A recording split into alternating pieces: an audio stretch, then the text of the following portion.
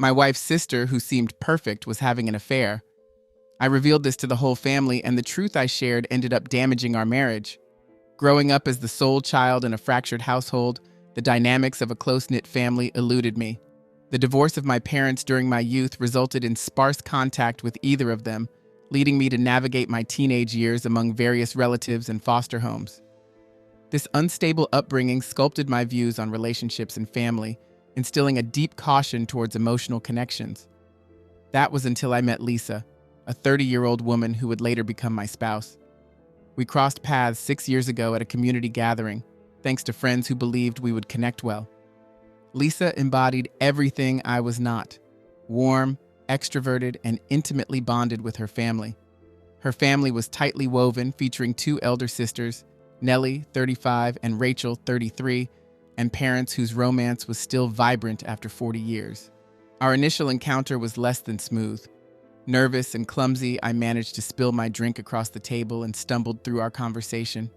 Yet, Lisa found my awkwardness charming, turning our potential debacle into a night filled with laughter. She was gracious enough to entertain a second date, and swiftly, our meetings became a regular occurrence.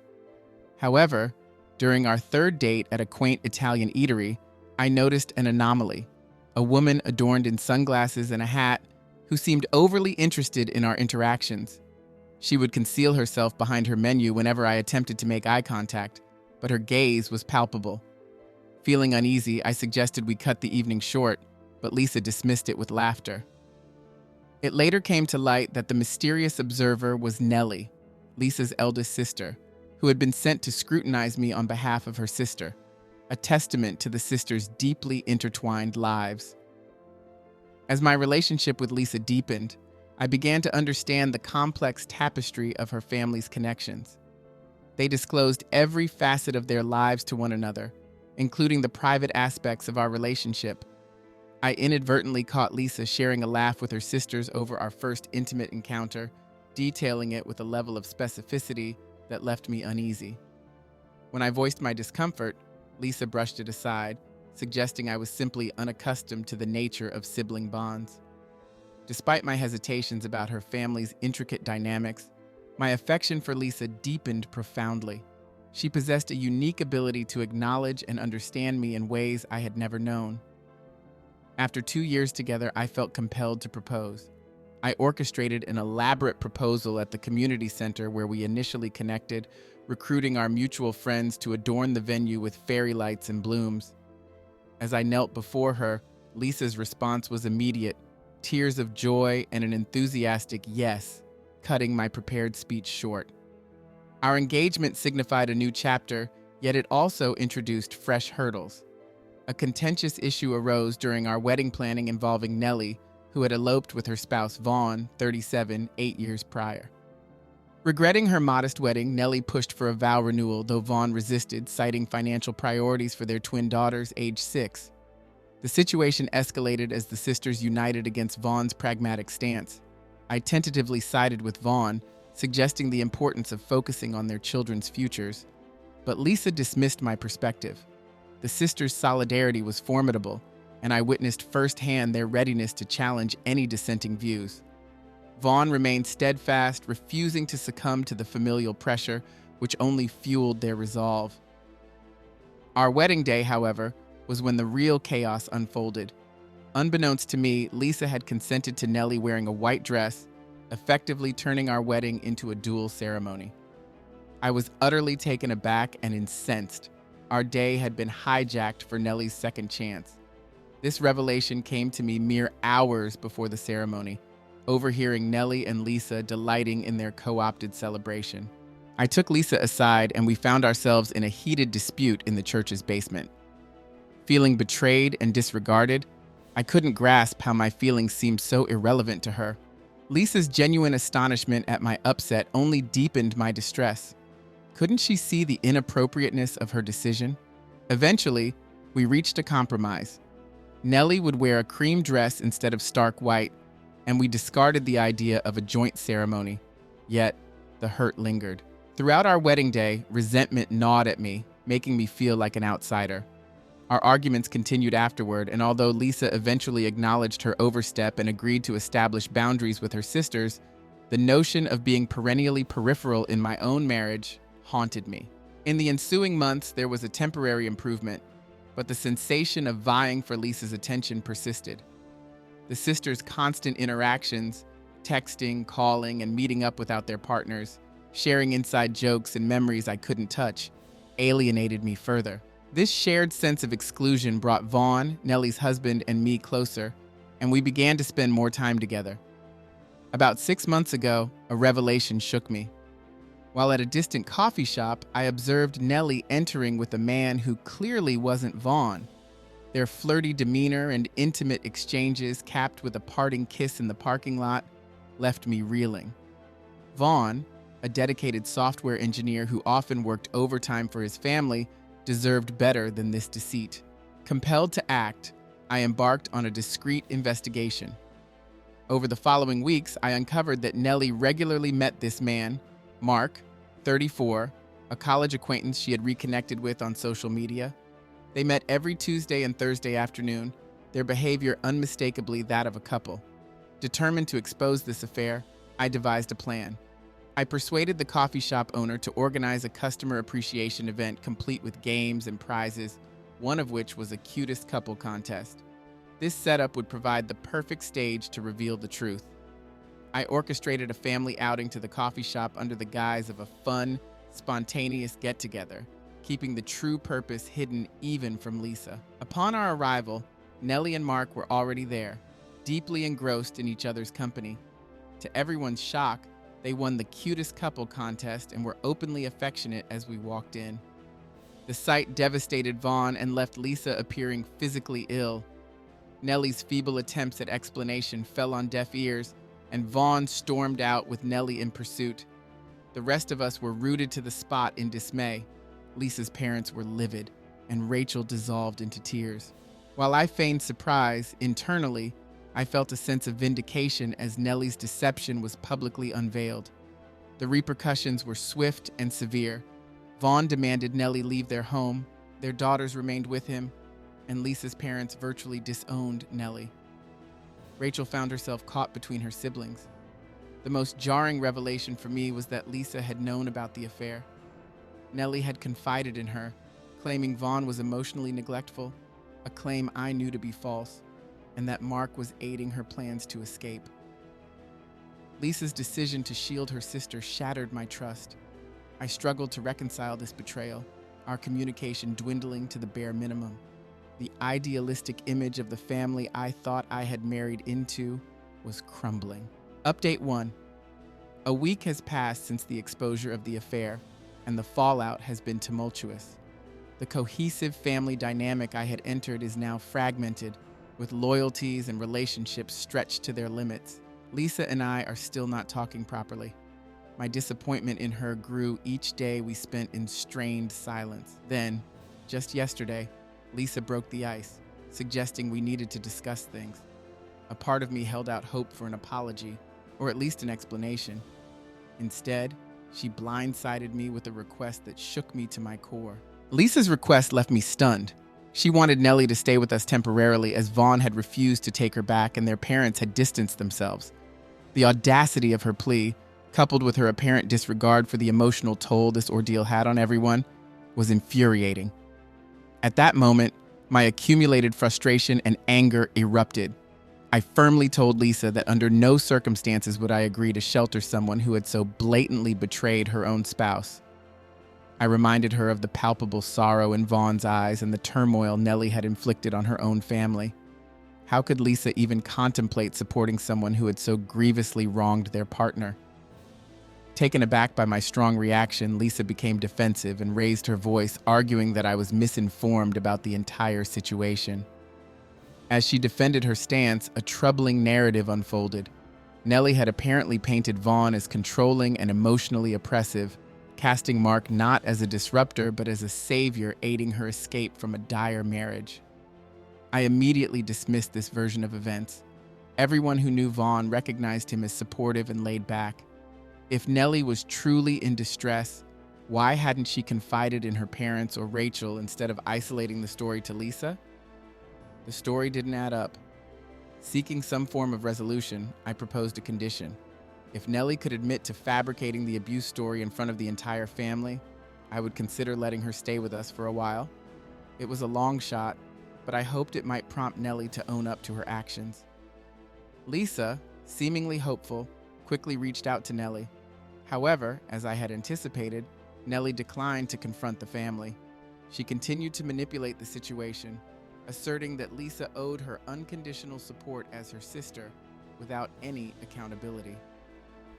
That was the moment Lisa's perception shifted visibly. For the first time, she seemed to perceive the depth of Nellie's manipulation.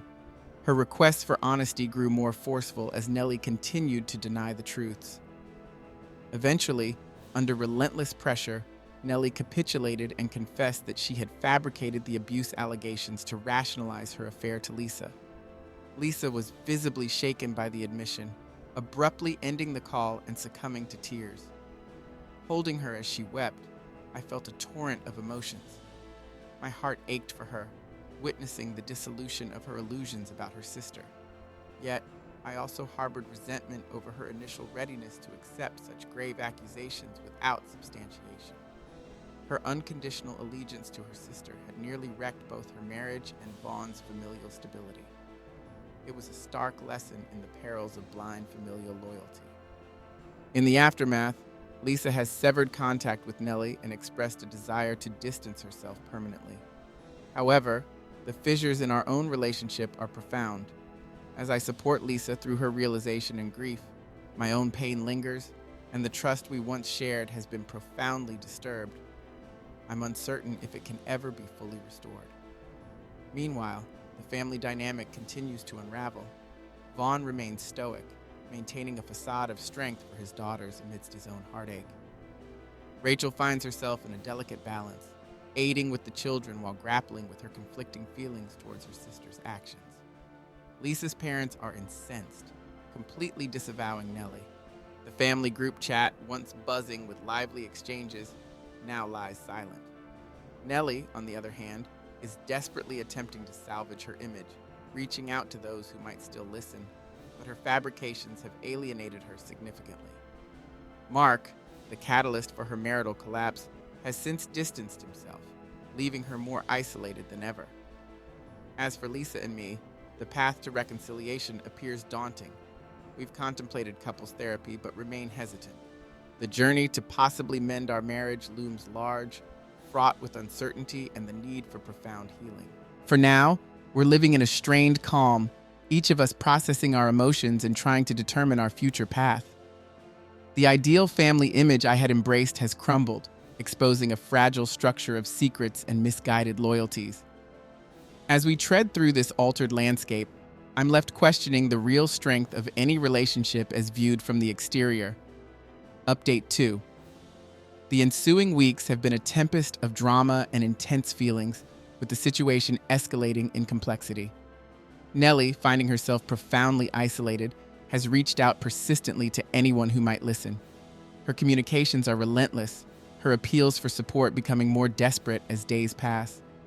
The situation reached a climax when Mark, the man for whom Nellie sacrificed her marriage, abruptly ended their affair, dismissing it as a casual fling that had gone too far.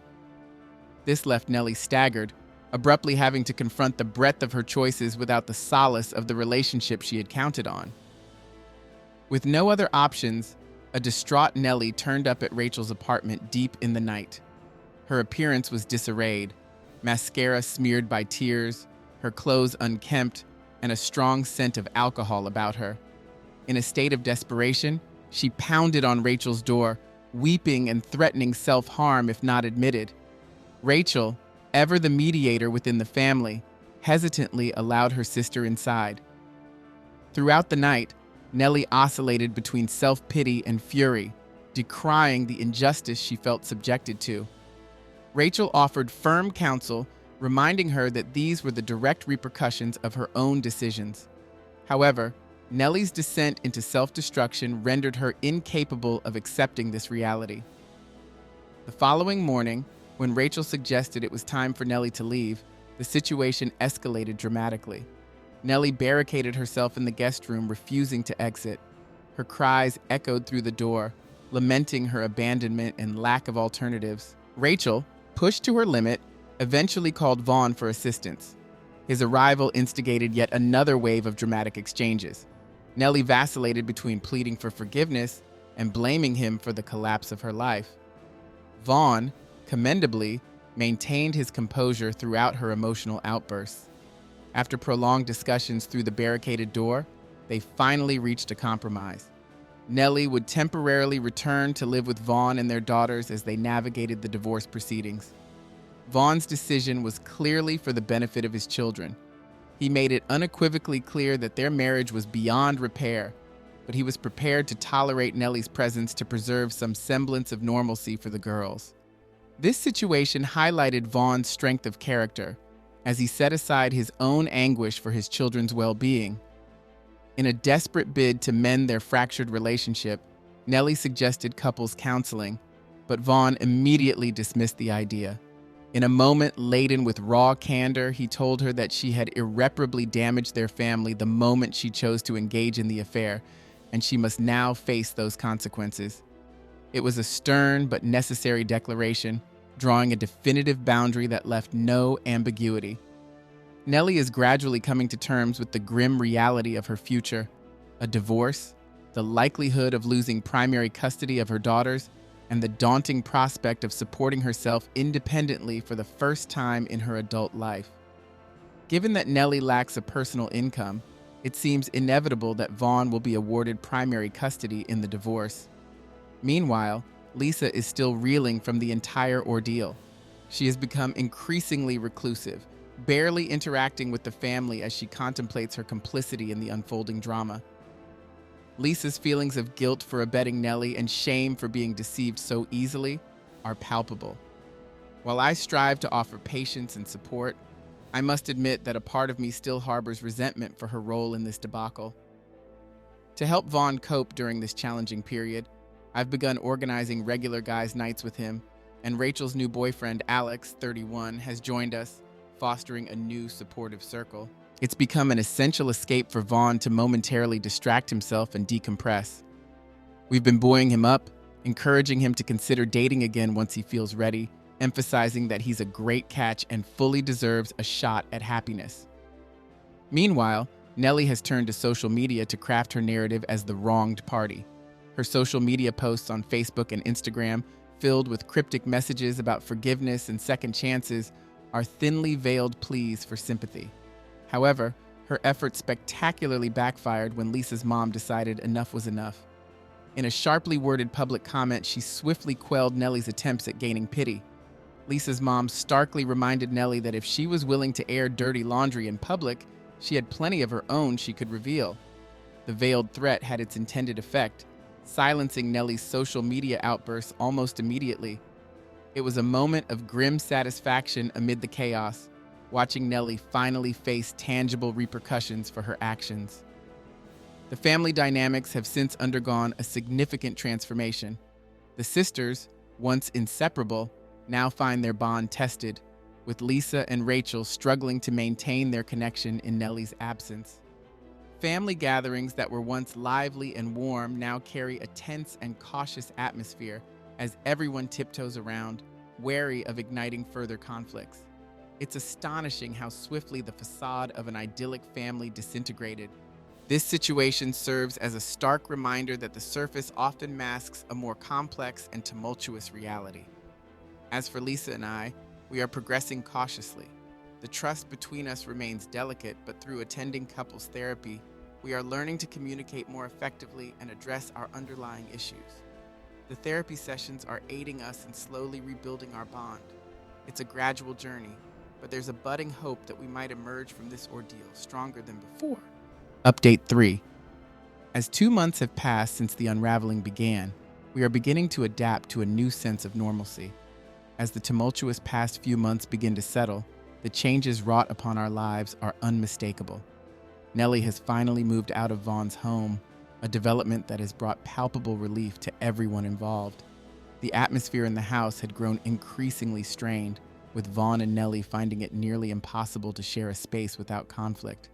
Nellie's departure signifies a pivotal moment towards healing and closure for Vaughn and the girls. In an unexpected turn, Nellie has secured employment as a receptionist at a local dental office. This new role is a stark departure from her previous life as a stay-at-home mom, but it represents a crucial step towards self-sufficiency. She's now renting a modest apartment in the area, slowly building her independence. Vaughn, demonstrating commendable grace under pressure, has agreed to let Nellie have the girls on alternating weekends. It's evident that his primary concern is the well-being of his daughters, even if it means maintaining a courteous relationship with Nellie for their sake. Meanwhile, the divorce proceedings are progressing smoothly. Vaughn's attorney is optimistic about a swift resolution, given the circumstances, and Nellie's limited leverage in the negotiations is becoming increasingly apparent to her. She is expected to receive minimal alimony temporarily as she adjusts to her new financial independence. On the home front, Lisa is gradually mending her relationships with Rachel and her parents, though the atmosphere remains fraught with tension. Family dinners have lost their former warmth and conviviality, now characterized by cautious, restrained conversations as everyone avoids sensitive subjects. Nonetheless, there is an earnest effort to reconnect, something that had been missing in their dealings with Nellie. Lisa's realization of her previous codependence on her sisters, particularly Nellie, has been a catalyst for personal growth. Working with a therapist, she's been establishing healthier boundaries and cultivating a stronger individual identity separate from her familial ties. This adjustment period is challenging for everyone, especially her parents, who had grown accustomed to the close-knit nature of their daughters' relationships.